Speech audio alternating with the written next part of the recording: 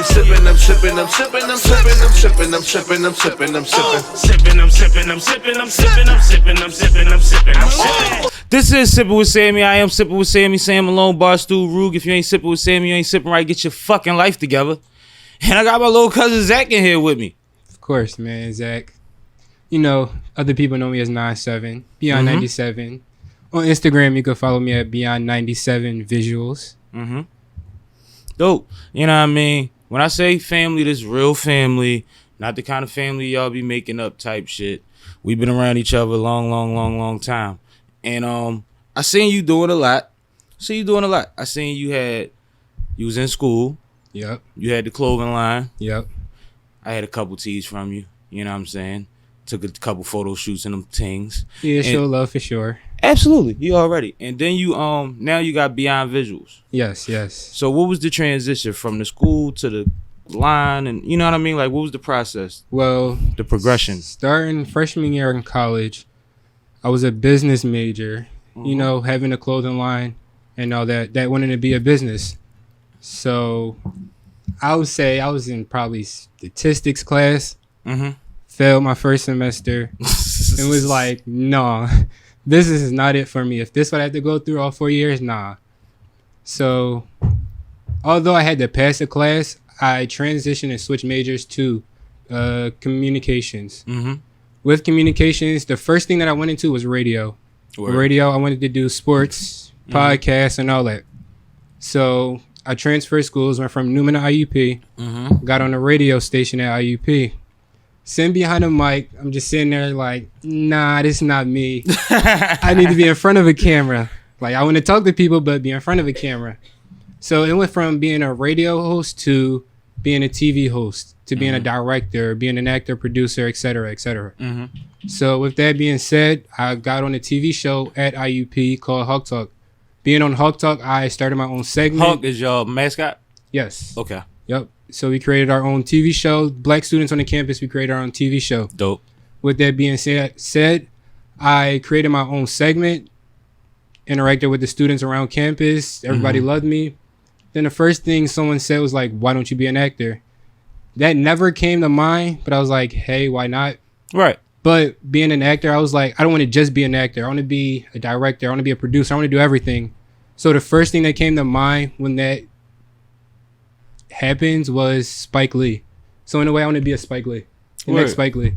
No, that's dope. I mean, shit, why wouldn't you want to be the next Spike? Exactly. You know what I mean? Salute to Spike. But it's funny because, you know, you've been watching me for years, but like, you did it kind of the reverse. I acted early on, you know, when I was younger, and then like considerably before college. Right. And then when I got to college, I accidentally wound up on a radio show.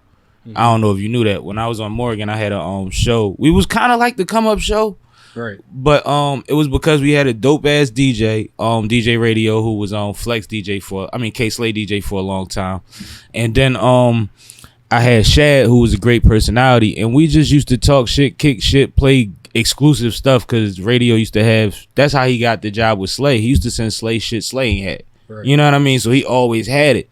And I figured out that I had a knack for the radio thing, but that wasn't my major. I just wound up on the show because the co-host dropped out. She got an internship. Right. So I just subbed in and never left. I used to sneak my bottles in and all of that. And it was crazy because, you know, you on them campuses, we doing radio. It's a window right here in front of us, like how we sit right now. It is a whole classroom right there while we recording on air for like the first hour. And I'm in there trying to sneak my 40 and my motherfucking half a pipe. You know what I'm saying? And somebody in the corner that peeped me and shit. It's crazy. But it was fun.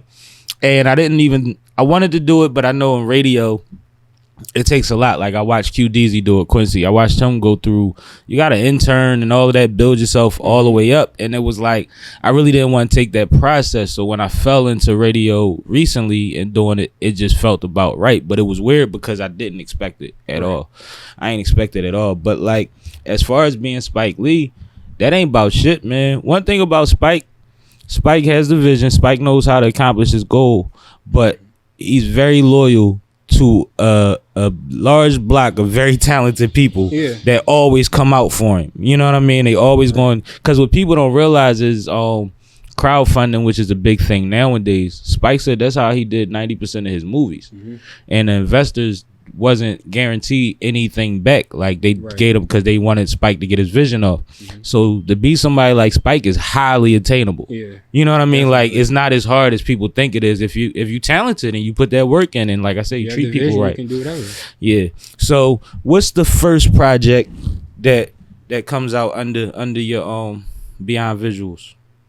Well, the first project is what I'm writing right now currently. Well, I actually finished writing that one. I don't want to tell what it's about because I actually want to work on it and drop a trailer by December, January. Mm-hmm. So hopefully that'll come out by then. But other than that, I've been working on the side, doing videos for people, photography, Mhm. just building my brand, making more money. Don't let nobody point no guns at your camera, nigga. That's Listen, what. All right, don't really, let nobody point no listen, pistols at your camera, nigga. Listen, that's my major thing with music Video videos. shoot over. One thing about me is if I want to do your music video, let me be the vision.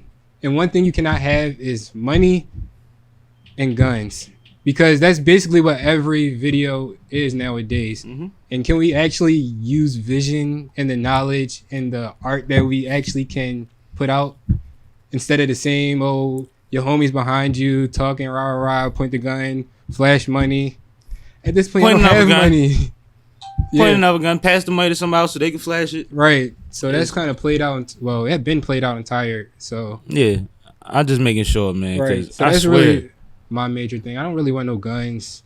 Second, I don't even feel safe. Don't point no gun at me. I don't even feel safe as a camera person, as a director, with you pointing a gun at me. So, no, and that's the thing. Like, who am I to know that you know what the hell you doing with that shit? exactly.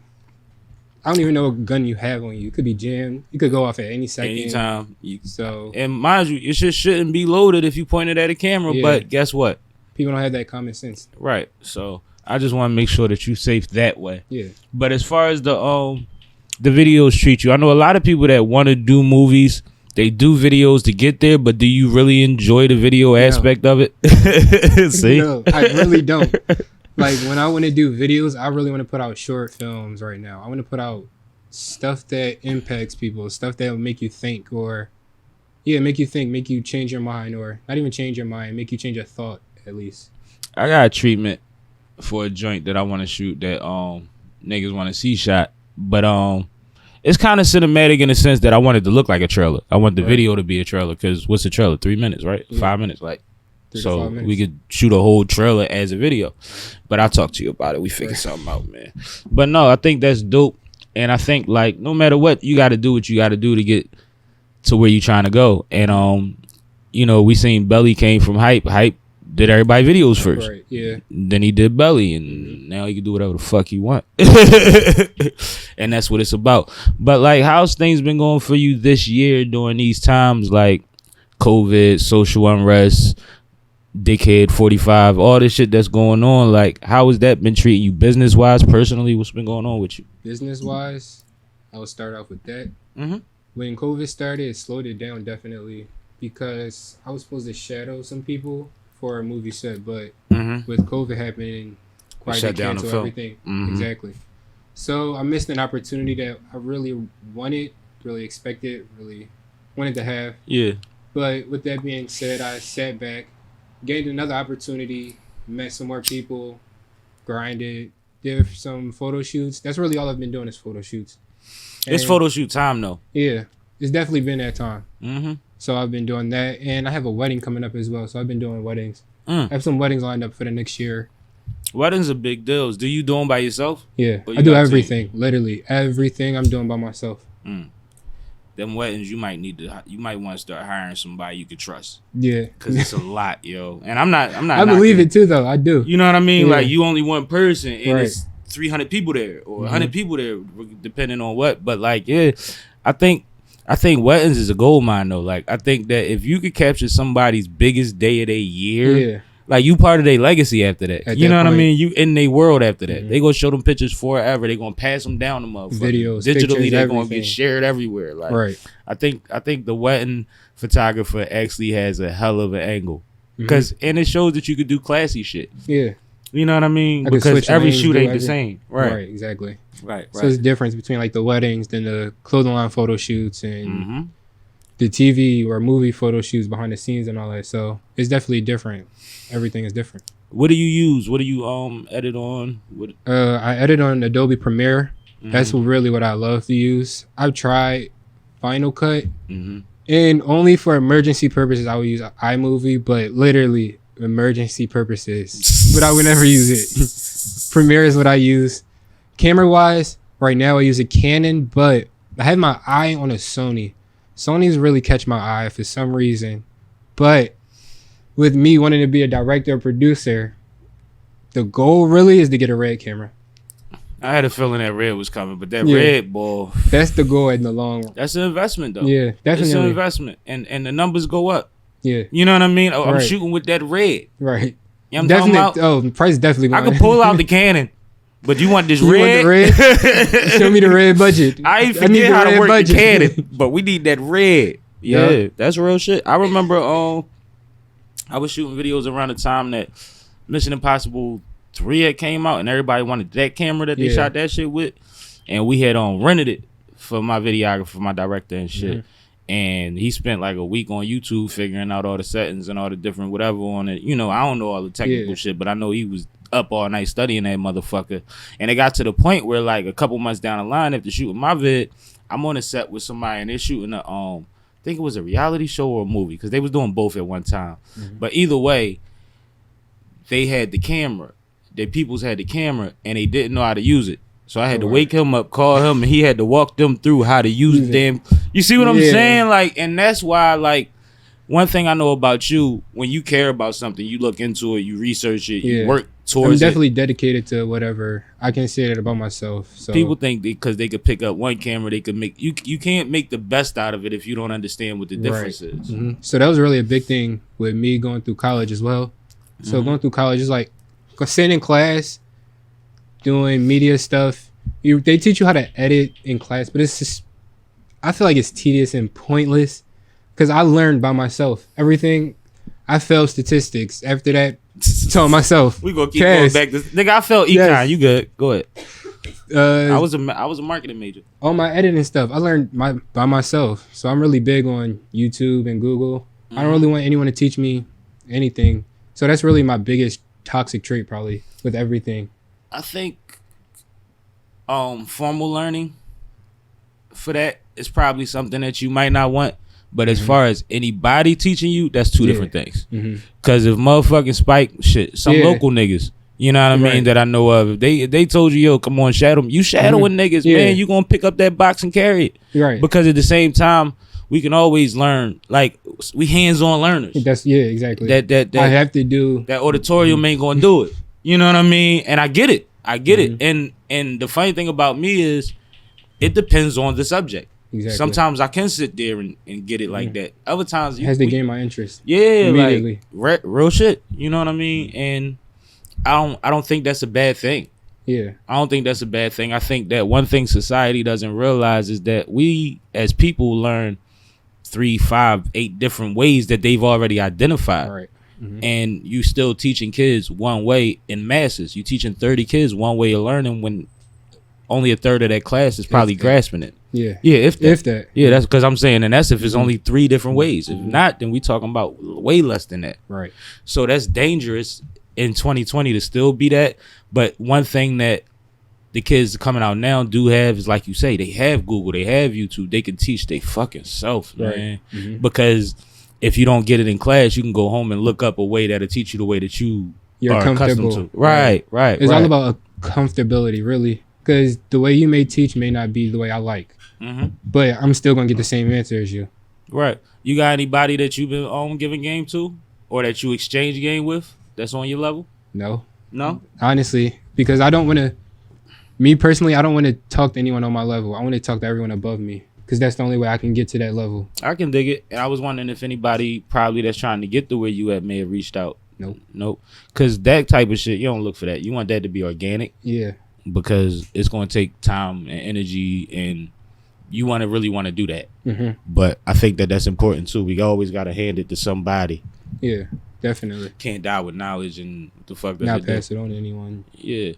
So I think that that'll be ill for you when you get to that point. Right. But who do you respect outside of Spike Directing wise. Directing wise, so I'm gonna give you a quick list breakdown that I have. I have a male list and I have a female list. Female list, I'll start with Ava DuVernay, Oh, I love Ava. Issa Her Rae. impact is so heavy. Yes. Issa's dope.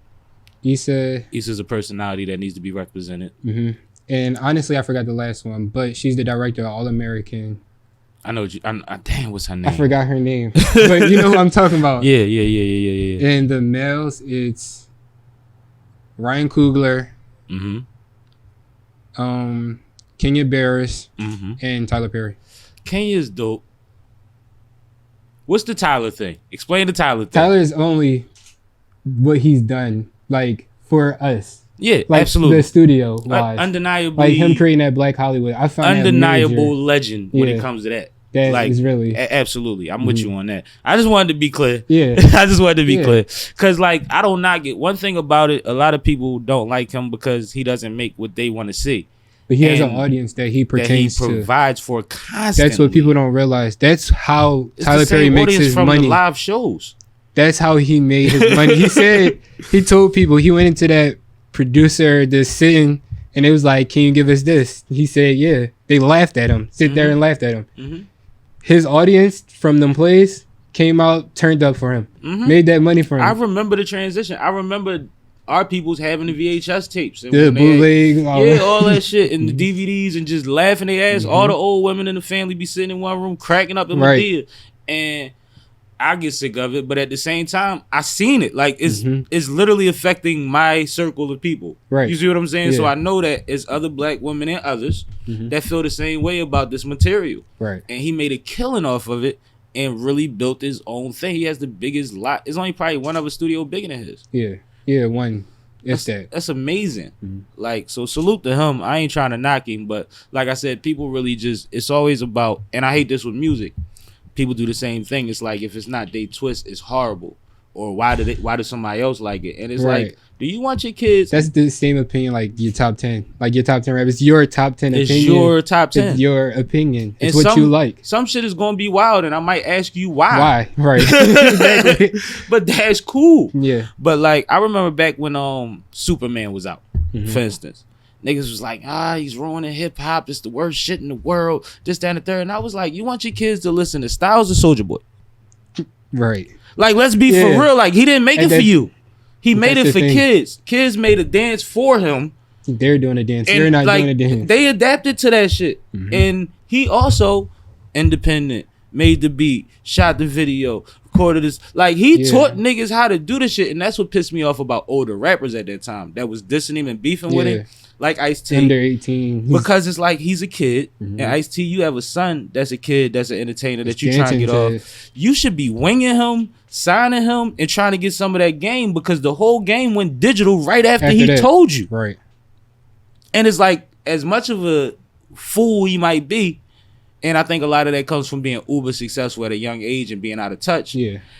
You can't deny what he did and who he was doing it for. It wasn't for us. He ain't give a fuck if we played that shit. For my generation, it was for y'all. We was dancing to it and all that. Yeah, and it was a thing. It was like, I'd rather see these kids dancing and talking about, I ain't gotta talk you to death, I hawk you to death. And I love Styles. Right. But I love it for me after a certain age. Like, I could imagine, and I used to say this when we was young, even before that Soulja Boy shit, I used to tell my homies, like, I'm scared for niggas that listen to Styles all day that's weak-minded. Because it'll put you in a dark place, and it'll have you on some shit that you don't even realize, because you just letting it seep in, and it's constantly the same. Back then, it was like a lot of the same message. Right. And I'm like, I hope that if your favorite rapper Styles, your second favorite is Barney. Because you need balance. You need help. You need help. Like, and that's what I used to say. But I've had these opinions for a while, bringing it back to the point where it's like, just because it's not for you don't mean it's not profitable. It don't mean it can't be dope. It don't mean that it's trash, especially. Right. Exactly. You see what I'm saying? saying? But like you said, I'm gonna question you. Yeah. Like, why? But like, why? As a director and producer, you have a hell of a responsibility, because we're at the point now. We was just watching a movie that I said was a direct remake, except they replaced it with a black family this time from another movie. Like, you have to show your eye, your angle, like there's a lot of ways that directors when you do both, especially that you put you into it. Yeah. And it gotta be obvious. Right. You know what I mean? Like Lena, we know what Lena shoot like. We know what Lena cares about. We know what Issa cares about. We know what Ava cares about. We know how they lens looks. Right. When you see certain scenes open up, you know who shot that shit. Exactly. You see what I'm saying? If you pay attention to things like that. Mm-hmm. So like, what do you think is the strongest thing that will put your imprint on like your vision? The stories. The message to all the stories, really. Mm-hmm. So when I want to create a film, I wanted to have a message behind it. Mm-hmm. So message meaning, one message I want to get out there is mental health awareness in the African American community. A lot of that goes unaware for males. So I really want like to bring awareness to that. Mm-hmm. Secondly is I don't want that negative notion. Like I want a positive black movie now. Like instead of a black person getting killed or a drive-by or a robbery, like something positive, like a black family, happy family, natural family, the actual Blended black family, side. yeah. Yeah. Not just the Hollywood side, Right. the actual side of black African Americans. I think it's a perfect time now because we get more of that than we ever got. Yeah. We're getting, like I said, when you mentioned Issa, I said her perspective needs to be out there because there's a lot of awkward black girls. Yeah. There's a lot of awkward white girls, Asian girls. But like that, the way she puts it out there has never been done before. And it's really just her being her. Her, right. And I think that that's ill because she's on both sides of the camera. And even like she's so introspective that she spends half of it making fun of herself. Exactly. She's the butt That's of the all story of that of her, shit. right. Yeah, you see what I'm saying? And that takes balls. Right. And it takes vision and it takes, like I said, self-awareness. Right. And like I'm at a point in life, you know, me, damn near 40. So I've been thinking about me figuring out what really makes me tick, what I really want to do, shit like that for a while now. And I think I've been becoming a better person because of it. But when you start looking into those things early and putting them out there, then you can watch it back. Right. And you actually see your growth every fucking time. And I think that that's one of those things that anybody that puts things on the record, like for the people that they can see it, hear it, or whatever, like music or art or film, I think that's something that's dope. That is an advantage that a lot of people don't realize that you can learn from. It don't have to be, oh shit, I'm so much better than them. It's, damn, what made me do it like that? Right. Should I try that again? What can I change? What was gained from that? And what was lost in that? You see what I'm saying? What did people understand? What you was trying to put down. Right. And then sometimes you want them to get it later on some Jay-Z shit. Like, what, on the third time you'll peep it. Yeah. You know what I Right. mean? But you got to And pick you really your spots because you have to actually be in other people's head while you in your own, so to speak, just so that it's not completely lost. Yeah. But how do you what do you think? Because you said you about to start filming soon for something that we should see evidence of in January. What is your process for talent? Choosing talent? Do you do it on your own? Do it on my you own. outsource? Do Like you just people I know who are, because I know a couple people who are interested in acting, a couple people who do stage plays. So for the people that want to do stage plays, I'm reaching out to them. If they want to get into anybody that does theater is probably your best bet. Yeah. Right. Because goddamn it, they got to do so much. So like, it's no cut. Exactly. So they're straight professionals. They figured it out. They know how to commit. So yeah, that's dope. So yeah, definitely reaching out to a lot of people I know doing stage plays. Have you ever done a play? No. Never. No. What I Interesting. know. You know what it is. Yeah. You know what it is. It's real. So it's more like, I feel like plays you really have to stick to the script more so, but Yeah, because you can't throw off anybody else's exactly. cue. So if it was to be something live, I would need to be like improv. Like I'm great with improv. If you throw something at love me, I can improv. catch it. That was my favorite part of acting class. That was my Throw shit. it at me, I can catch it. We can go Word. on and on. So And how But are the you with script, your talent doing that? You open to that. yeah, very Yeah, make the script yours type shit. That's how it was when I was a host on a TV show. I made my script. I actually didn't even have a script. How I felt in front of the camera is how I went that day. Yeah. Yeah. I mean, shit, that's what I do. Right. That's all it is, really. That's what I do. And that's how you gain comfort. Being in front of a camera is just being you. Yeah, one thing that I was told, because I had this thing, I was probably preteen, early teenager when I was in acting class, and there was a lot of girls in it, and like no other black boys in it.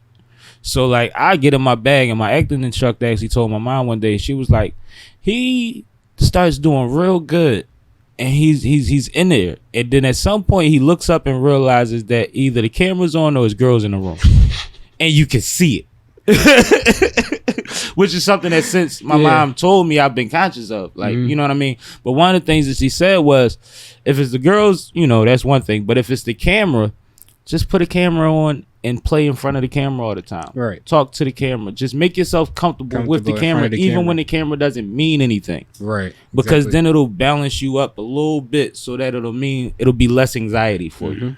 And shit like that is so simple, but sometimes somebody gotta tell you. And everybody thinks they're great, and everybody has the potential to be awesome. Right. But those little nudges is what gets you there. You see what I'm saying? So I don't know. That's just something that always stuck with me. But I loved improv. I love improv shows. Yeah, I do too. I used to like Whose Line Is It Anyway, like a motherfucker. That's why I got so much respect for Wayne Brady. Right. Ain't too many people talented. There's Sammy Davis Jr., there's Chris Brown, and there's Wayne Brady. Sing, dance, comedy, backflips, every fucking act, everything. Fight, like what are we talking about?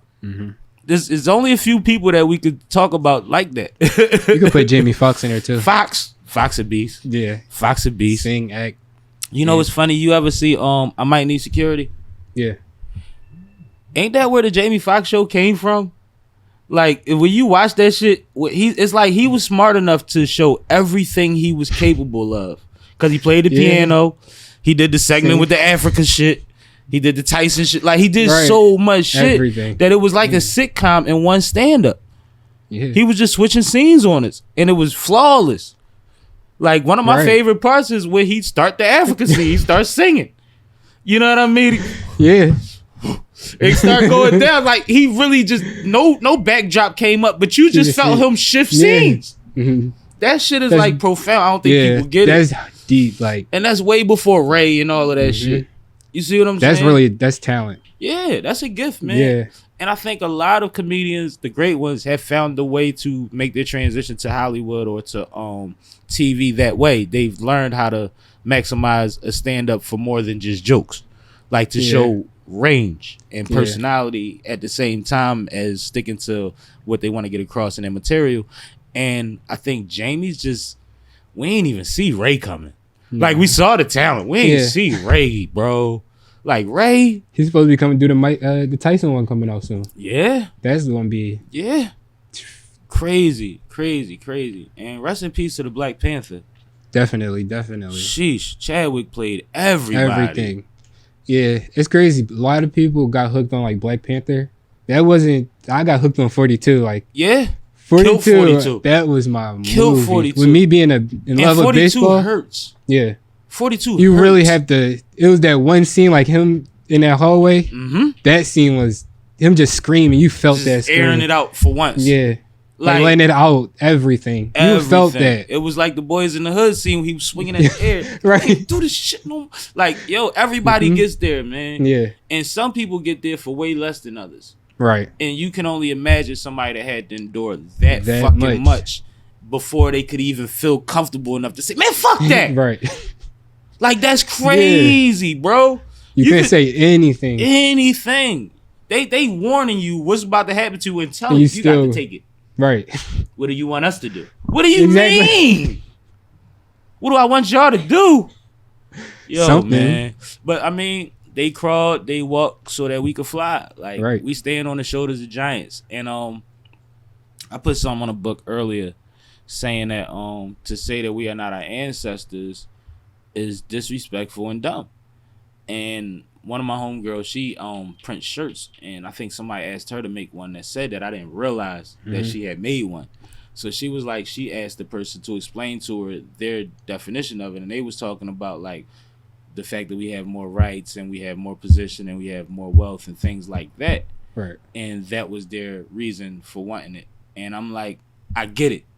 But I've heard a lot of excuses to say things that aren't necessarily what you're saying. Right. Or what you're representing. And part of that is, and this is a big thing in messaging, you can mean all of that, but that's not on the shirt.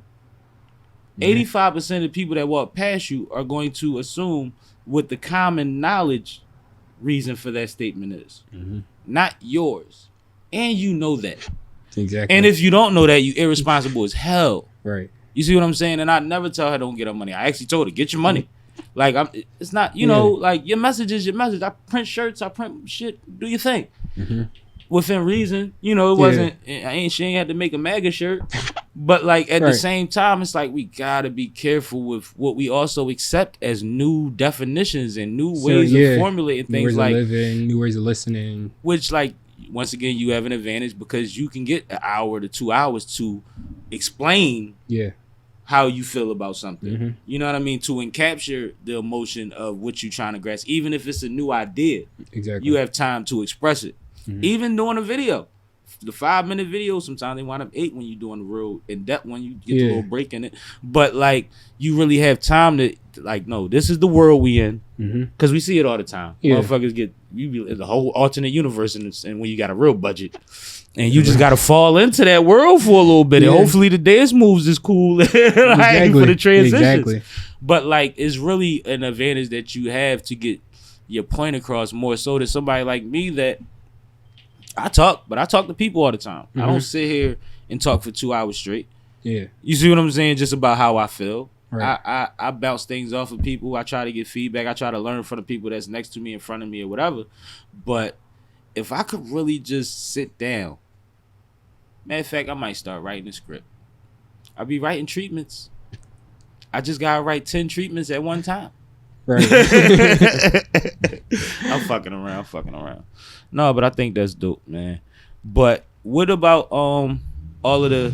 You didn't speak to any of the social things going on right now. Social? Yeah, as far as I mean, we in a voting climate. We got social injustice at a high rate, all-time high. Voting.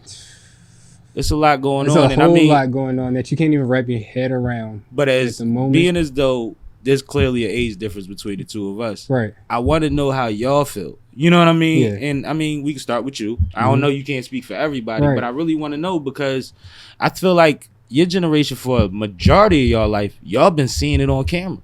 Yeah. The camera thing was new to us. You see what I'm saying? So how, like... So really, like, starting with the injustice stuff, like, I'll go back to Trayvon Martin. That's probably the first... I'm not going to say the first time I heard of injustice, but the first time I saw it on television. That's the first time I've seen it on broadcast and was actually like, oh, this man just got away. How old was you when Trayvon died? I was in high school.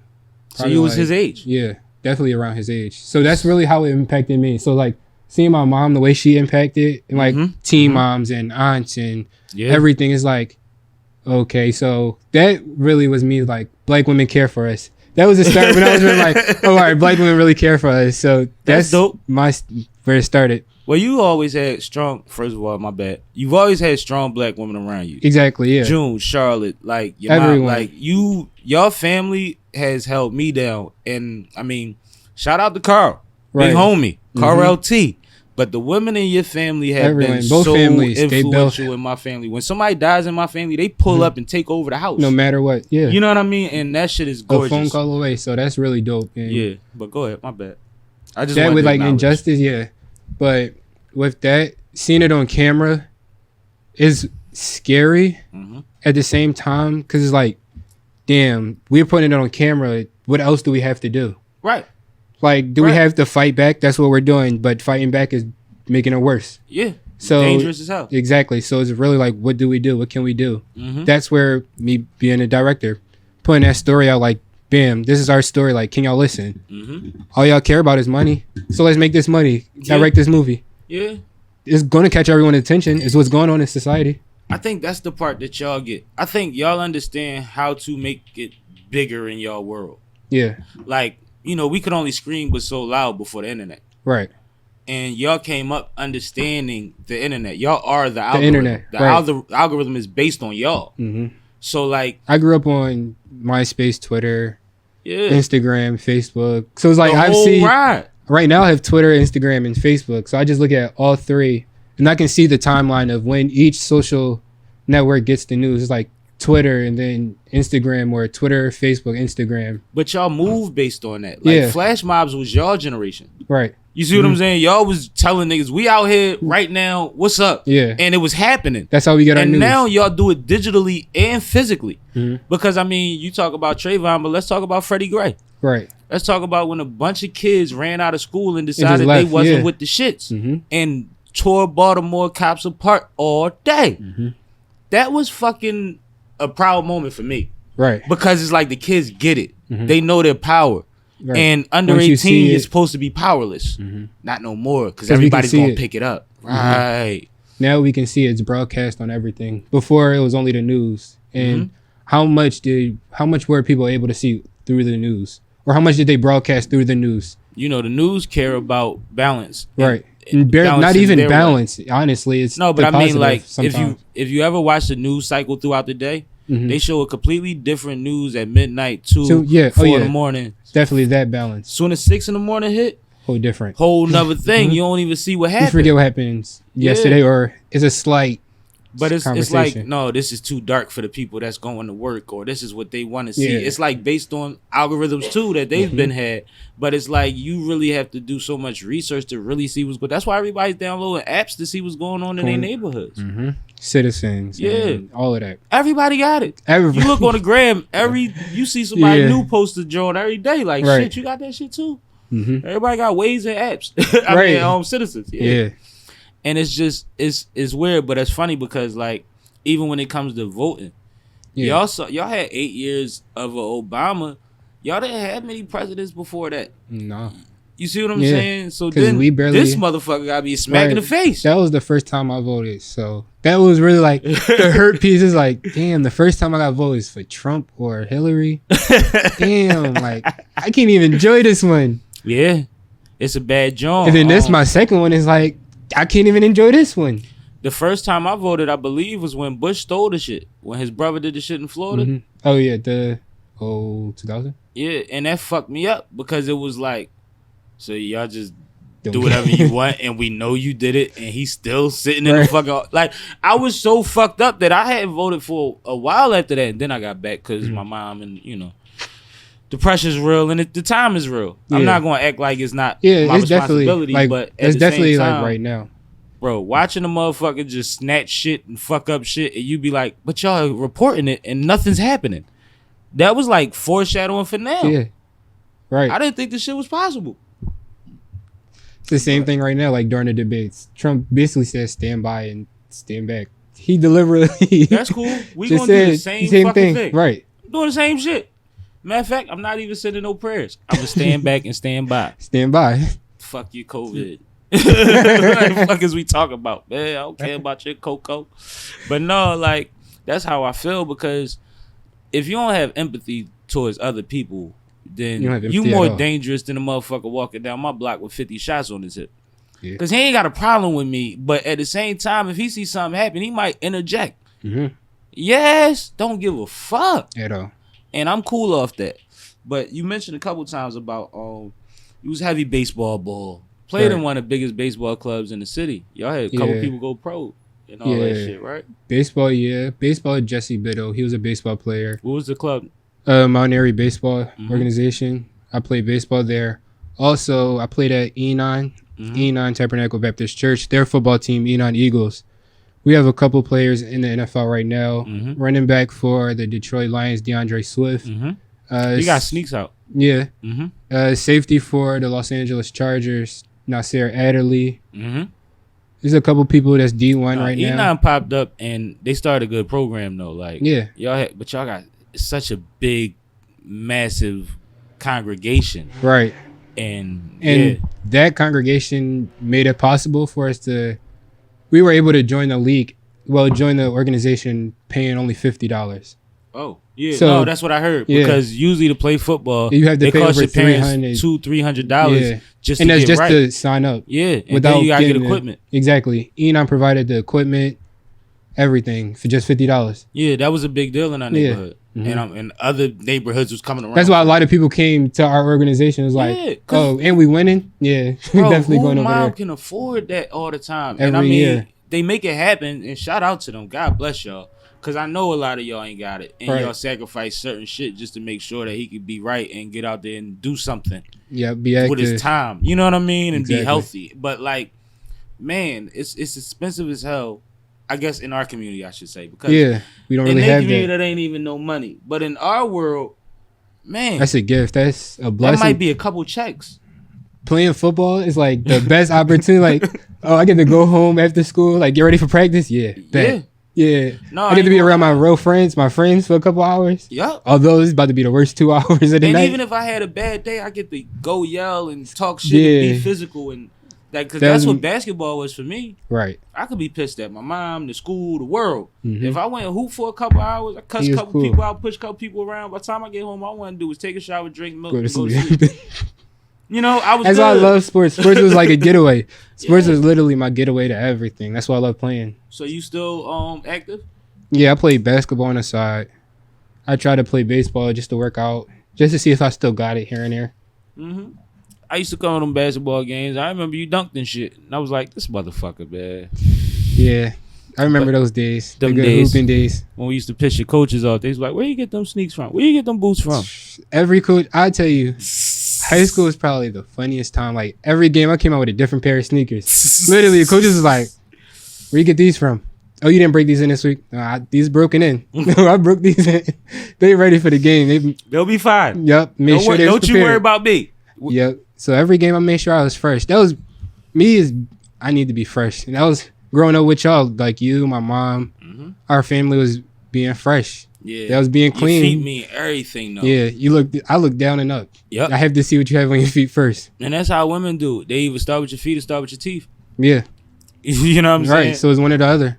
So no, but like that's real shit. Like I was the kind of person that, and I used to play in multiple leagues, so I might have 2-3 games in different leagues on one day. Right. That's Never how it wore was. the yeah. same sneaks in the same league Never. twice, unless it was the playoffs. Mhm. If it's the playoffs or the chip, I'll wear whatever I'm most comfortable in. I probably already wore them, Exactly. but I'm making sure I'm good for Yeah. them. But like I used to rotate 12 games out the season. Like yeah. nope. I remember it was one game, halftime. I had to switch sneakers. It was really like I had foam posits on them. Sitting, I'm like, nope, never again. I don't know how y'all hooping foam posits. Took Flight them off. posits used to work for me, but I got a narrow foot. Foam posits was too wide. Yeah, but I have wide feet, so I tried that. I'm like, nah, messing up my ankles. Let me put my 11s back on. That's when people looked at me crazy. When them Space Jams came out, Yeah. I hooped them immediately. They was looking at me like, these sneakers. Oh, They're hooping. let's talk some sneaker talk. I used to buy 3 pair just so I could Hoop hoop in a in one. pair, I Mhm. could rock a pair, and I could pull another pair out the closet Yes. when everybody dick there is like Mhm. brand new. And put it back in the closet and wear the Right. first pair again. After that, like I was So I had to make ridiculous, sure, bro. yep. Ridiculous, So- but that's I was on the same time. I ain't give a fuck. They bought sneaks. Yeah. They bought out sneaks $160, $180. They was basketball Yeah. sneaks. So And it's crazy. One thing I that you worked my told me, discount, and then I Right. wear them on the court, wear one of the streets. one thing that you told me was like, you take your picture and then it's the sneakers is whatever. And that's really been me. Is like, once I take a picture, or once a lot of people see me in them, they sneakers now to me. Yeah, they shoes. But the twist is they always just been shoes. Yeah. And the more you got, the more you realize like if I'm rotating shoes, it's harder to fuck them up. Because and that's something you learn young. If you got more than a couple pairs of sneakers, they last longer. Mhm. You see what I'm saying? And then on the other side of things, it's like I got enough. Mhm. I'm gonna be able to get more. So whatever happens, we gonna have it. No matter Yeah. what I got on my feet. Like I'm not playing them games. I'm Yeah. not walking pigeon-toed, trying not to crease my Timbs. We gonna walk through the woods if that's what the play is, and we gonna have a good day because we been had shit. Right. Been had shit. Could get it again. Could Yeah. lose it. We done lost people. We ain't worried about shoes no more. And my sneaks so fresh now. All I wear is slides out the house. You see? I wear but flip flops and I ain't gonna lie. That becomes a thing too. See, your feet getting older. yeah, yeah, One thing I learned during AAU was how much a good slide meant. yeah. Definitely. As soon as I got older, I spent every minute of my kin. I walk in the house, the first thing I'm doing is taking my shoes off and putting Yeah. my slips on. Like I can't drive with sneakers on. That's probably my worst habit. Mm. But like sneakers, it's just uncomfortable for my feet. So I went to my man housewarming yesterday, right? And I was just joking with Paul about this earlier. I ride with my man, boss nigga, always fresh, whatever. We in a brand new whatever. We get up there, we in a car, we smoking. I'm like, we need to get out this car. We in this neighborhood, front of these people's house. We need to just go to where we going type shit. He like, yeah, we out. Fuck it. So we get out the car. He like, hold up. I gotta change my sneaks. Now I realized it was a Snipes bag on the back seat when I put my bag in the car. He sit down. He got fresh ass Nikes on, Black Jones, match what he got on. Take them off, pull the bag out, fresh ass pair of Timbs. Now he bought them Timbs, knowing he was wearing it with that lady that day. Probably on the way to pick me up. Right. Yeah, definitely. But decided, there's no way I'm driving in these butters. No. Niggas, you can't drive in. I'm not driving in these butters. And it's funny because when I was telling Poe, he was like, no, the main man put on an Instagram for all my drivers, and he had a Timber on one foot, and the other Joe had the flip flop. Yeah. So this shit. And I was like, I get it. But no, you know what really bothers me? When I have white soles, that black mark from driving, from having your heel, on your off foot. That on the back of your heel. Mm-hmm. You know what I mean? And like that's the one thing about driving. And like if I got some white on, I'm definitely not driving in them bitches. Right. The all white soles. But yeah, at all. At the same time, like I say, that's mostly because I want them to look like something when I get there. Yeah. But after that, you wouldn't even catch me in white sneakers, honestly. I really don't handle all white. I would never wear white. My mom never put me in no white sneakers. My mom used to put me in white sneakers every summer. No. And you was only allowed to wear them to night shit. Like when you didn't have to wear a suit, but you had to look nice. Mm-hmm. Get them white sneakers. But soon as the running around and shit, you better take them damn sneakers up. Like it was never like them sneakers had to last all summer. You look at me. They was the white pair for the summer. That's why I started buying my own sneaks at a young age. You can attest to this, bro. Yeah. I've had walls of sneaks since I was a kid. Yeah. Because I got sick of it. My mom had a $40 limit and my dad had a $60 limit. And I was wanting sneaks that was a bean. 85, shit like that back then. The shit wasn't 200 yet. Yeah. You know what I mean? Right. But it was like, I started out like, well, I got $30. Mm-hmm. I got $50. Like that type shit. I'm trying to put in on them. Then it got to the point where it's like, I'm not going to keep asking. I got to figure something out. Yeah. That's how I was. I did a lot. Buying sneakers. And I got them. Yeah. That's how, once I bought my first pair of sneakers, I was like, yeah, I'm about to learn how to flip them. Yeah. I didn't even flip. What I did was I worked all of my angles. I had a bunch of homies. I was at the age where everybody worked at sneaker stores. Oh yeah. So either they was robbing a store or they was fucking had a discount and friends and family 50% off, all of that type shit. But I was doing other things to get my money. Yeah. You know what I mean? But even as a kid, before I ever did anything sketchy to get money, I just knew how to save money. And my priority was my feet. So whenever I spent the money, it was, we going to the mall, I need some sneakers. Yeah. And it just started like that. But like I said, once I realized like, oh shit, the more sneaks I got, the longer they last. And my feet not growing honestly anymore. I started just stacking going sneaks, crazy, bro. It just went crazy. That's how I am right now. Once I noticed my feet was done, I was like, yeah, I'm going crazy. Yeah, once we stuck, it's over. Yeah. It's over. I know my size for this sneaker. Yep, order. Yep. Yeah, that's my biggest problem. During this quarantine shit, I'll speak to that. Sitting around with all these deals and shit get emailed to you and not saying go every time. Like I've done quite a bit of shopping this last year. Online, and I tore a couple stores up, but I ain't really been in no malls because I'm still shaky about all this shit. Right. But like I definitely been like fighting against ordering everything that I see. Yeah. Because at the same time, not on no shit. Technically, I'm saving money right now. You know how much I'd have spent in the club as opposed to drinking in the house? Right. Yeah. Every week. You see what I'm saying? Like, I'm not even going to showcase. I'm going to virtual shows. It's BYOB. Like, it's different now. Like, it's not whatever like you got, before. Right. Everything is like, you say 20 here, 40 there, 60 there. Shit, 70. Like, and it don't feel like nothing. Plus, it helps with my mental health. But the part that fucks me up is looking at all these things with nowhere to go. Right. That's luckily, the bad part. I do this, but shit. I got a couple pairs of sneakers I got just sitting, waiting for me to pop out. Chilling. Chilling. I got joints that, like, I order shit specifically to be on stage and or to shoot vids and shit. Yeah. Man, them Jones ain't going nowhere right now. I got to wear one pair in the They Ain't Ready video that I just dropped with Corey Williams. Shout out to him. Shout out to Treyon Films. Check that video out. They Ain't Ready. Sam Malone featuring Corey Williams. Dope. Actually, in front of us, I think it's about to come on in a minute. But, like, I finally got to wear a pair of some shit that I wanted to wear somewhere that mattered. Outside of that, I've been in Skippies and shit, chilling, dog. The other day, she said, I feel like you wore those sneaks more this summer than any other pair of sneaks. And I'm like, I feel like I knew that when I bought these bitches. Right. Because they just so comfortable. And Yeah. it's like, they want them joints that just feel like, even when you fuck them up, they're going to look better. Right. I'd rather that. I'd rather that. Fuck it. Yeah. Damn, the video ain't come on, but we good. I don't know what just happened to skip this. We watching ourselves or watching me because I'm vain like that. No, actually, it just wasn't nothing better to put on the screen right now. It's like a screensaver. But what I do want to say is, one thing that you taught me, like growing up, learning. I like hearing this kind of shit. And it's funny, because when he tell people this, I just look at him like, I can't say nothing. Is whenever he sees me, he's like, hey, ugly. Like, he always reminds me I'm ugly.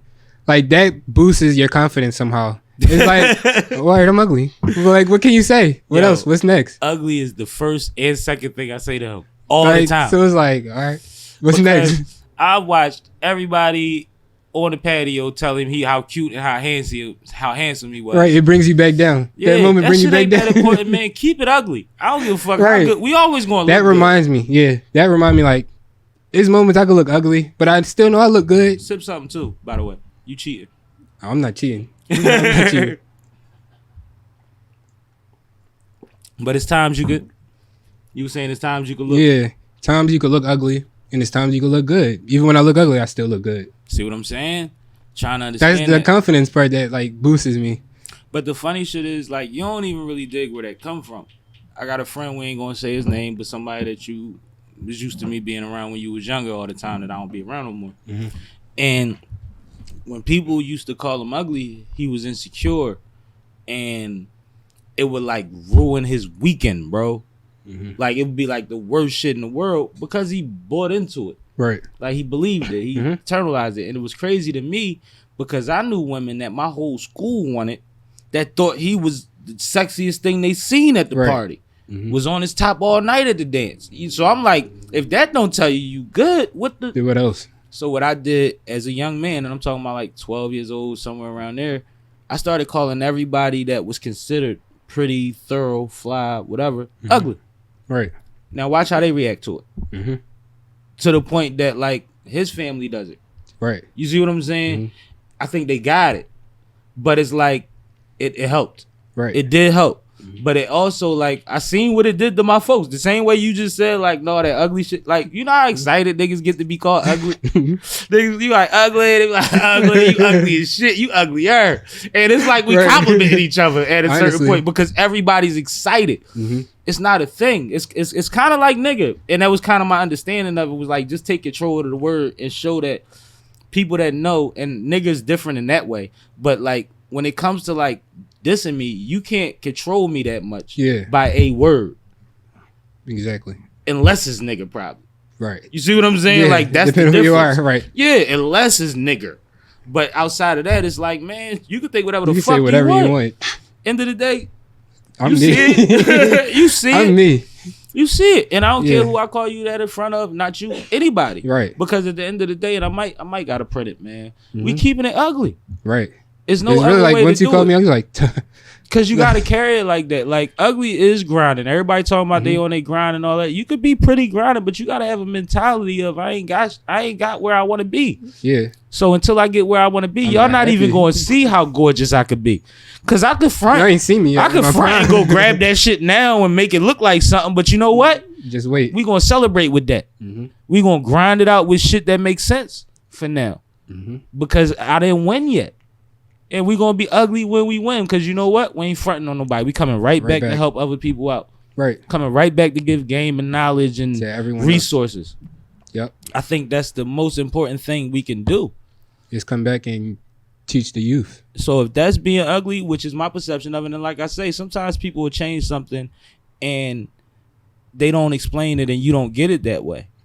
But if I put keeping it ugly on a shirt, you gonna get it. Yeah. You gonna get it. And you gonna look at me and be like, that gotta be what it means. You know what I mean? Yeah. He ain't that. So that's, I know what it is. It's a mindset. You know what I mean? It was cool to rock keeping it gangster. Exactly. Just keep it ugly. Nobody was gangster. Nobody was gangster. A whole bunch of niggas that just assumed to be gangster for 15 minutes till somebody checked their t-shirt. What you got under there? Right, nothing. Nothing. Yeah, it's stuck right for the second. Let me get that up off you, baby. You know. So yeah. No, but that's what it is though. That's what's up. But what else you learned from it? Give me one more. I need one more. I'm feeling like I did more? good. One Well, more thing you learned from me. I'm Because gonna I'm going add to tell you you how into you this swindled equation. me too. But go ahead. I'm gonna learn one thing. Well, I'm gonna tell you one thing I learned, and that's really from all y'all, my mom, cousins, all that. Is that hustle mentality. Is like me growing up. I've been a hustler. Just by looking at y'all, like going to school. I've started my own clothing line, photography. I've had 3 clothing lines, switched up every time. For homecoming, I had to sell candy, selling candy to, with the white kids, like selling Tootsies to white kids. Right. All of them just looking like, oh my God, what is this? I got them for y'all. Yeah. So it was really like that hustler mentality was like big and Yeah. One thing about your mom, shit, that's the Charlotte in her. She good with her hands. yeah. She made bow ties Everything. for the best. She done made handbags, all type of shit. And sometimes I'll be like, why you don't just, man, if we hit the gas, good. You Yeah. had your own boutique. Like, Right. but you know, she also lives her life based on what makes sense for her. Her gifts is one thing, but what she wants to do is another thing. Yeah. And that's a beautiful place to be. Right. You make those decisions. It's not out of necessity. When you get to it, you get to it. Yeah. You know, that's dope. But it's also dope to get a lot of money for what you love to do, what you naturally get to That's do. what a lot of y'all taught me. Is do what y'all love to do. Do what you want to do. Now, let me tell you how he swindled me. So this little motherfucker, right? He in high school. I'm trying to remember at what point in my life I was in. But he calls me from school, which always used to be weird to me. Like, ain't you supposed to be in school? And I used to have burnouts in school, and I used to be drawn, but he ain't me. So I'm like, what's up? He's like, we got a game today, and I ain't got no socks. Oh. I'm like, how you ain't packed socks? Like, and mind Yo, you, this it was one a of them home like, game. We need a you white need to learn a socks. lesson. Yeah, I need a white socks. And it was like the only way you could dress is if you have white socks. I'm like, oh, And that this was the person I could twist. call. I Because I'm know I like, could call fuck them him. socks. And then he said, no, they not going to let me dress. So then he said, I need white Nike socks, though. Yep. That's exactly what it was. I said, why do you need Nike socks? Everybody ain't wearing Nike socks, bro. Yep. He said, I need Nike socks. I got these sneaks. Whatever he said. And I'm a little sympathetic to the sneaks, but I'm also across the city. Like, I'm nowhere near his school. So he like, no, but I knew, I called you because I live near his school, and the Models was in between my house and his school. So he strategized all this. Yeah, That that's it's the best fine. person. It's fine. He'll be all right. Go ahead. And he got money. Fuck it. So I'm like, all right, I'll get you some socks. He like, yo, but I need an 8-pack though. You only got 2 feet. No, but like my folks like, so now I'm riding a whole 40 minutes to Models. Like, I'm getting this nigga 1 pair of socks. Maybe they got a 2-pack. You know, I walked out there like a 12-pack of Nike socks or some shit. Had to. Hate this guy, You man. had to. Lee It was- Swindle. Yes, Lee Swindle.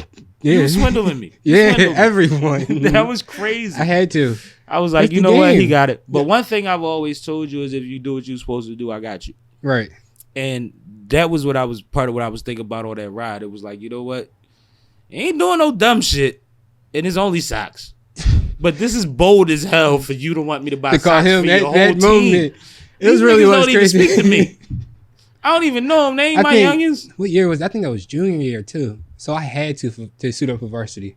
It might have been your junior year. I don't know. I just know It was probably I know I had to stop what I was doing It's probably junior year. and run across the city. So I was just getting done my JV game.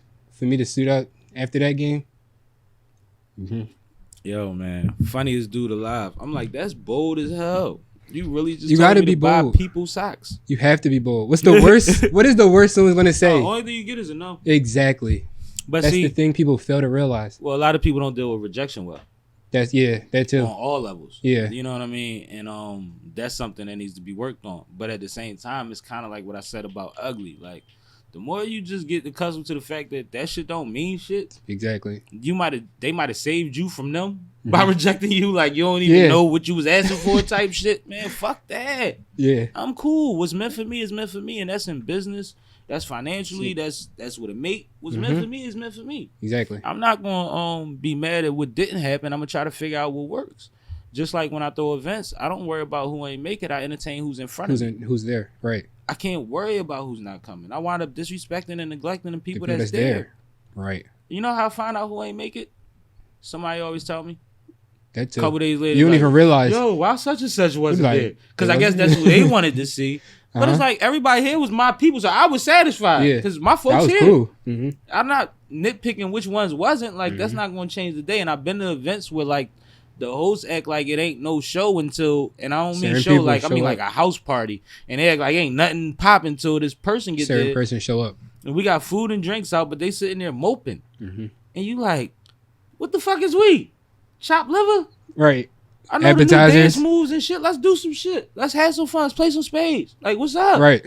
You know, let's do something. And I never want to be that guy. Mm-hmm. I've never been in a place to take things that personally. Yeah. Because I move around a lot, and I know sometimes my intentions is to be everywhere, and sometimes pure, I don't make it. Right. But also, like, I never want to do that to nobody on the other side that did come. Mm-hmm. You showed up. Let's have fun. You know my peoples. My mom get the cops called on her every summer. And that's just to have fun. Like that's just to have fun. They show every up summer. They show up. There's an old lady with a bunch of old people, and she's saying, "I'll tell the DJ to turn the music down." Right. What else is that?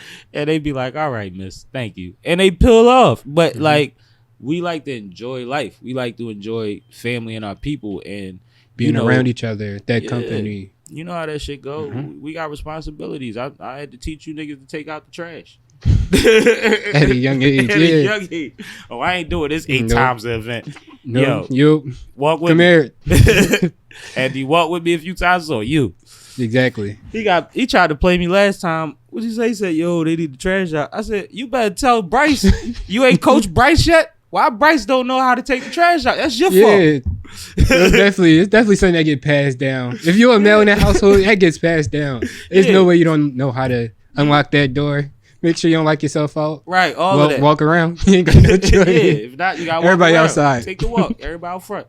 Like, no, it's part of it, man. It's part of it. But it's like everybody got a part to play always. Yeah. And at that point, it's like growing up, you don't even question it. You just like, you know what time it is. Once people start leaving, you start looking for the trash. Like, yep. Yeah, let me go take this right now. Yep, because they about to tell me to get ready, and then I'm at the rush and do shit anyway, because I still got to do it. So that started responsibility, definitely. Yeah, man, I think it's little things like that. Like, you blessed with a J in your life. Right. You know what I mean? Not me, your uncle. Mm-hmm. You know, like somebody, like I grew up under him and his homeboys when they was partying and they never missed hanging out together to watch games and shit. Like, and it was Miller time on the table and on the TV. Right. You know what I mean? Like Reggie Miller and Miller was in the building, and it was like good times, and I learned a lot. And one thing I seen about Jay was he always was Jay. Yeah. He never cared who was in the room. Right. If he was loud, he was Just loud. be If you. he was on, he was on. He's always going to have good energy though. Right.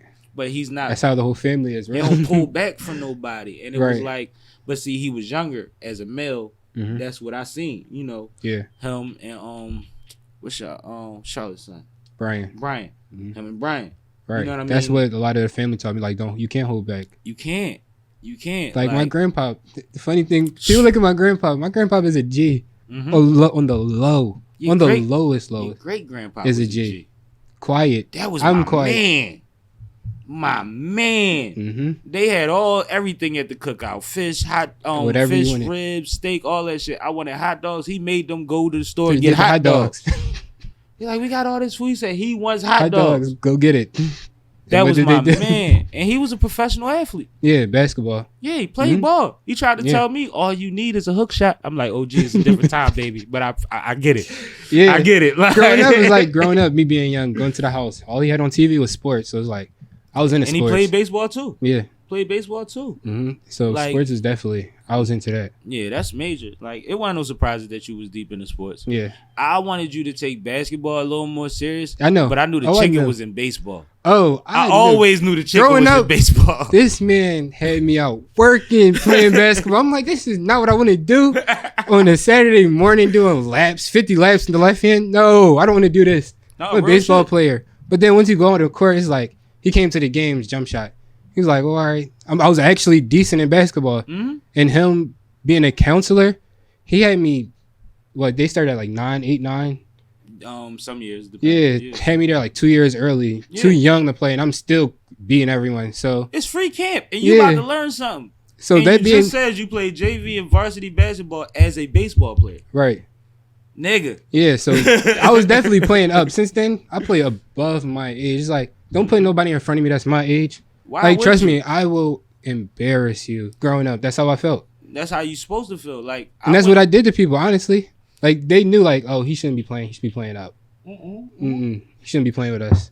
And if you like ever watch, like, you know, Finley, it was A court and B court. Yeah. B court was the top joint, A court was the bottom joint. When I was like 13, 14, I said I'm not playing on B court no more. Yeah. And I went to A court with the grown men, and I had to work my way in though. And this is why, like, I always teach y'all the way that I do to people that's younger than me. It's like, even though you should be there, you gotta respect. You gotta where gain the trying to respect. go. Yeah. So I would go early on a Sunday morning when I know they got like 8 and they need 2 more to start running, and I would get a run by default. Yeah. And then I They see would you box good. out. I would set picks. I would, you know what I mean? I would do Do the all the little little stuff. shit. I would dive out of bounds and all. Not dive, I ain't Dennis Rodman, but like I'd Right. chase everything. And then it get to the point where they like, y'all can shoot it. Yeah. Then you shoot it, Then you you hit a make couple. it. They like, Like, keep oh, shooting. Next thing you know, I got him. He a shooter. Like, you just have That's to. how you gain that respect. You have yeah. to. But That's you how gotta get a lot get of beat up respect. some too. Yeah. But once you, like, it's like you said, after getting my ass whooped 13, 14 by them grown ass men that was nice, going to practice and shit, was you nothing. can't hurt me. Right. Nothing you could do to me. Yeah. All you can do is foul me. What we doing? And it's a confidence booster, and it's also you learn so quick. You learn on the fly. You learn Yeah. all the dirty shit. I knew how to hold niggas shorts. That's and, what. Yeah. you know what I mean? Poke you in Behind your the back, stomach, all make sure that. the ref don't see it. Like, I knew all that as a young man, and it was crazy because he used to throw off the niggas I was playing against. They didn't know what the what- fuck is going on. Right. Ref is the enemy now. You know what I mean? Because he Exactly. see it. But it's like if you peep angles, you'd have been You know working what the they're same doing. angles too. Right. But no, that's what Exactly. it was. And one thing about basketball, like I said, it was my release. Mm-hmm. I played baseball, but I wasn't as good as you at baseball. Right. And I played shortstop, so I was pretty decent. Mhm. You see what I'm Yeah, saying? 'cause you But had I to be didn't decent play to play. as long. I fell in love with basketball and dropped my bat. Right. I Yeah, just- with me, it was just y'all saw me. It was football, basketball, and baseball. That I was remember like your football days too. before going to high school. I really had to pick what two or which one do I want to stick with. And then it was like, I don't want to play football anymore, so it's basketball and baseball. Yeah. Then it was like sophomore year of high school. Juniors like, oh, I'm on varsity freshman year of baseball. Yeah, I'm focusing on baseball. I got a gift. Yeah, you did. You did. You probably still do. But at the same time, you had options. Yeah. You had options, and that's the most important thing, because what happens with a lot of people is they don't realize their options, or they might not be as gifted or as multifaceted as you were at the time. And when that one thing doesn't work out, if that coach cuts them, Right. it changes the The whole- trajectory of their life. Mm-hmm. You see what I'm saying? Like, Right. or if they gotta sit, they get hurt, or Exactly. somebody nicer than them that they gotta wait out, or whatever the shit that goes on in team sports. They don't recover from it sometimes, and it puts them in a place where you look down the line and it's, damn, homie, what the fuck happened to you? But you Right. don't realize that one thing shifted everything in his mental. Mm-hmm. So I It just changes wanted, everything. I just always wanted to add whatever I had that I knew was important whenever I was around you. Yeah, and at that time playing basketball, you added something in every aspect towards the game of basketball. It was like, What's up? what, 8th grade, you was coming to a lot of my games in North Philly. So 8th grade, 7th grade, all that. It was like, you saw me that transition from a bad jump shot. And that was like that real growth spurt. It was like, I don't have to need as much release. And you was like, you bigger now. You don't need all that. You're growing. Yep. So it's like that transition was like, oh, I need to learn that transition. Because that transition in sports is huge. Absolutely. Like, people don't realize that growth spurt in sports, that affects you strength-wise. I seen a dude that was I ain't gonna say his name. When we was in 10th grade, he was recruited by Syracuse, all type of motherfucker. They was interested, right? One summer he decided to just hit the weights and get big, and he was a shooter. Right. Got big, looked great. Couldn't shoot no more Right. because he didn't shoot all summer. Yeah. So he didn't adjust Just to that to the strength.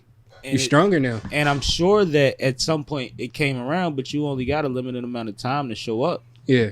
And his whole junior year was pretty much a bust. His senior year, he kind of got to that place, but like not where you would have projected him to be, Right. Because he of was that. just getting back, Right. and it's like he wound up going to a way lesser school Right. because of that, and it's like it's really so you have to adjust to that shit. that, You yeah. have to. Then you get dudes that grow a foot and they go from point guard to big man, and they gotta keep their agility and remember how not to be clumsy, oaky, goofy motherfuckers. Right. They gotta control all of that extra body. Like they was just a point guard. Yeah, Anthony Davis. Yeah. You know what I mean? Right. Shit, Ed Griffin grew damn near a foot overnight when we was in high school. You know, from his 9th grade to his junior year. That nigga went from a point guard to a big man. Right. And he went pro because one thing was he never lost his timing. His handle wasn't the same. That was his biggest thing, was trying to get his dribble back how he wanted it. But he could shoot that bitch, he could move, and his timing was impeccable. If he blocked your shot, it was so on point. And then he caught that bitch and started the fast break. Like, he just knew how to move. And it was like, that's the difference between somebody that shot up and most people that just are always big. Because you just dominate from your size, so you don't have the other thing. Right. You just grow up big, so. Yep. But like that's what it is. Like you actually said the perfect thing. The way to do it is to adjust. You have to adjust that whole time. You have to be aware of what's happening. Yeah, you have to know. Yeah, you gotta know like, no, my body's changing. But one thing I knew about shooting was I couldn't shoot. Yeah. And then at one point I told my coach I want to learn how to shoot. And I worked out with him twice. And then I knew how to shoot. And it was just like technique. Like that. Yeah. And then confidence came. Yeah, that's really the big part, was that confidence. Once my coach was like, your job is to shoot. Oh, thank you. Spot me in the corner, shoot. I averaged a 3 a game in high school. Yeah. Oh, yeah, y'all know what to put me in for. Yeah, that 3 and free throws. Yeah, I'm shooting. And that was the thing, too, like, one of my main things I always say about ball was you never had to tell me twice to shoot the ball. Never. And I see people all the time like, yo, just shoot. Like, yo, face the basket. Make yourself an offensive threat. Like, you saying all kind of shit to get them in their zone. And it's like, if somebody would have told me one of them, they might have had to tell me to slow down 5 minutes later. Because I'm gone. Yeah. You crazy? Right. Oh, you want me to? Yeah, no problem. I don't give a fuck, miss or make. I was told at a young age that shooters shoot. You can miss every shot of the game, but if you hit the game winner, it don't matter. That's what I was told. I was also told shooters trust themselves to make the shot before anybody next to them. Yeah. And I wasn't told that one directly. That was told to somebody next to me that I knew didn't shoot better than me. You see what I'm saying? Right. So I took them mentalities with me. Like, no, we rocking, and I'm putting this bitch up. And it's not about being a 3-point shooter. It's about hitting a high percentage of shots. Right. So I'm shooting everywhere. Yeah. Shooting everywhere. Whenever It's you funny. give me space, it's going up. Right. Funny story real quick. High school, sophomore and junior year, I was always on varsity's practice because they used me as like the scout team. Yeah. So they knew I could shoot. So whenever I was on the court, they would have me as like the other team's best player. Like, Zach, just go down, shoot. So I would come down, shoot, make it. The coaches would actually look at me like, oh, you can shoot. Yeah, I'd be like, yeah. Come down, do it again. Shoot, make it. They like, all right, can y'all really guard him like he's making it like he's the actual player? So guard him. Came down. I'm actually cooking like the varsity. The coach is like, oh, you really can shoot. Like, yes.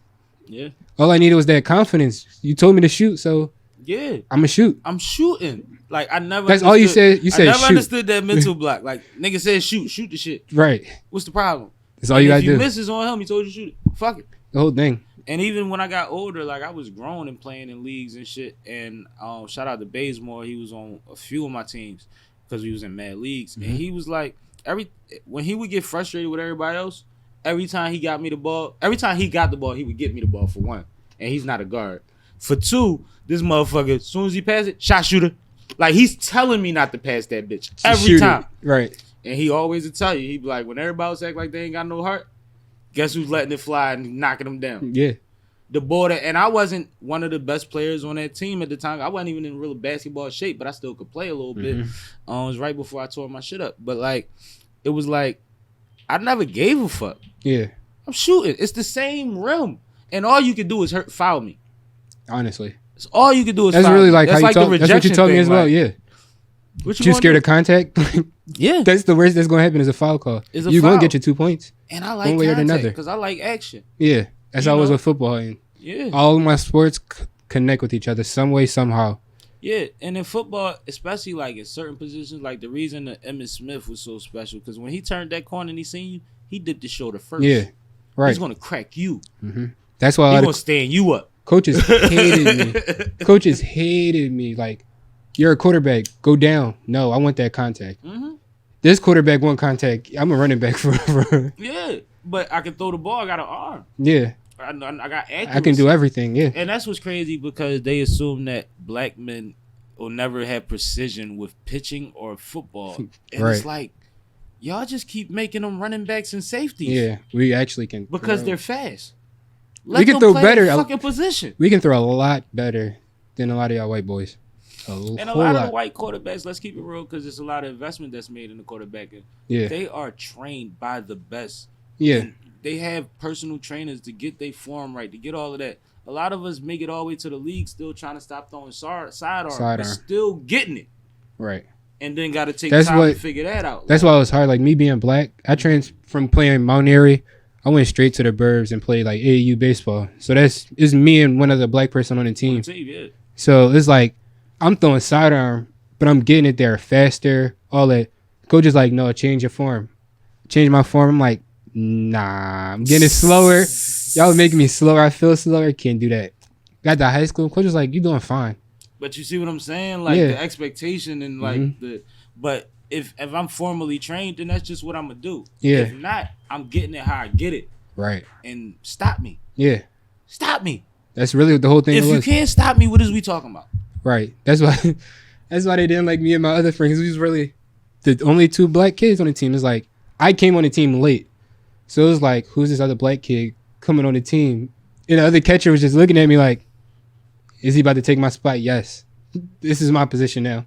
I'm sorry. I'm not sorry, but yeah. No, you gotta rock out, man. Right. I come in the field and in the gym to do one thing. Exactly. When I transferred to Roman, motherfuckers see me playing at lunchtime and was like, yo, he coming for your spot. Lefty coming for your spot. And I ain't even know homie. He my man now. Right. But it's just like, you just know, like, I'm not playing with nobody. Yeah. This is personal. Like, this is my home. Like, I don't play about this. And like I said, I used to get so much out doing that shit that you didn't even know what was in my stomach when you was against me, because I'm probably pissed. Yeah. And I don't care about how you feel. You see what I'm saying? Like, this ain't just a 3-on-3 to me. Like, this is gonna make me be able to get through the rest of the day. Right. This is my break. This is really my break. Yeah. Like, this is my getaway. Like, batting practice, that was my getaway. Yeah, that Like, gotta be dope. Mm-hmm. That gotta be dope on like the level you was on, where like everything run how it's supposed to run. Yeah, it was definitely playing all across the country, all Who up and did down the y'all East meet? Coast. Why y'all invited a bunch of spots and shit? Y'all For did? baseball. Yeah. Yeah, we Y'all played walked in on a bunch of fields. and South shit? Carolina. We played in North Carolina. Played in Maryland, New York, Jersey, Mount Airy baseball organization. We ran New Jersey. Talk that shit. Yeah, Uptown. basically, we ran New Jersey. So everybody on that team that was on my squad, they knew. One summer, I think we won 4 or 5 tournaments out of 6. So we was running New Jersey. That's heavy. Yeah. That's heavy. When I was at Roman, the school won 5 chips in 1 year.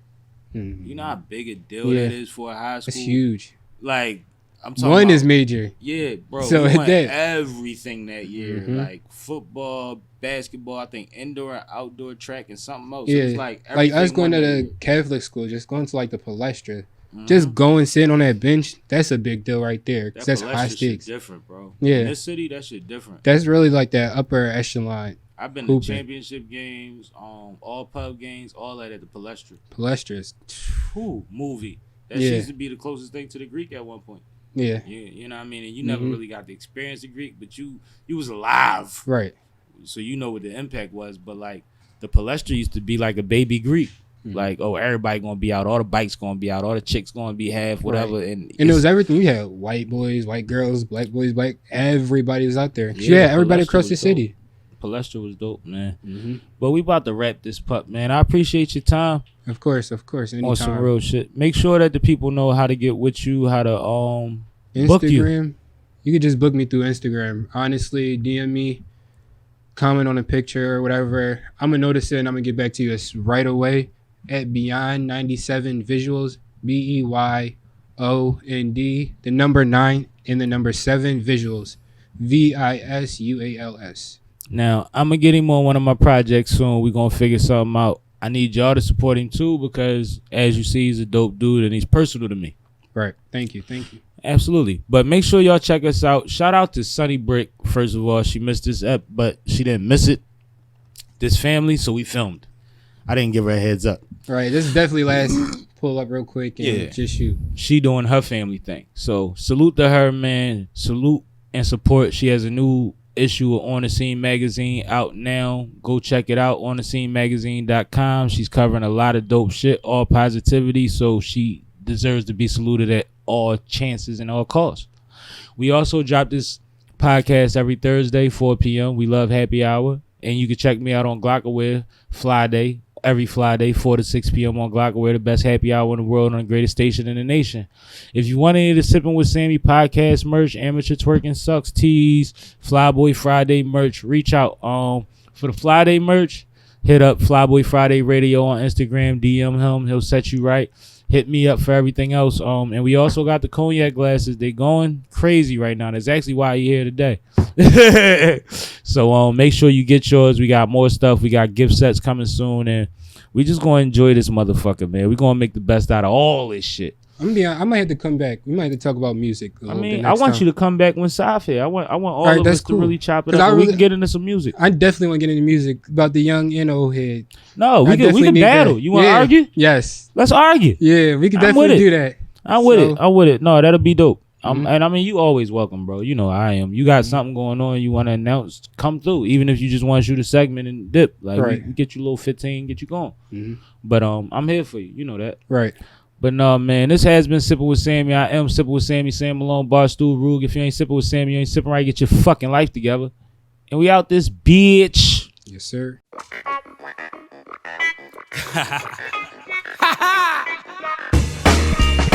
It's the king of hooks, baby. Sam Malone, what up? Corey. Yeah, man.